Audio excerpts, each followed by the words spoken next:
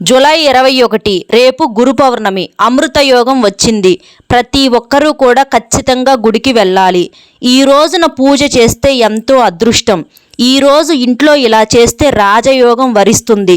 గుమ్మం ముందు దీపం వెలిగిస్తే ఐశ్వర్యం వరిస్తుంది.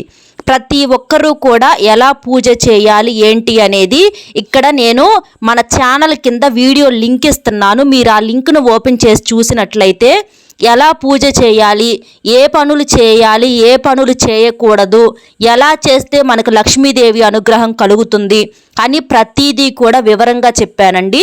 ప్రతి ఒక్కరూ కూడా మన ఛానల్ పేరు కింద వీడియోని క్లిక్ చేస్తే డైరెక్ట్గా వీడియోలోకి వెళ్ళొచ్చు. అందులో చక్కగా వివరించాను.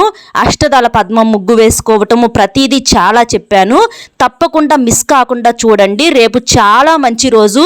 మీరు కోరిన కోరికలన్నీ చక్కగా తీరుతాయి. లక్ష్మీదేవి మీ ఇంట్లో తిష్ట వేసుకుంటుంది.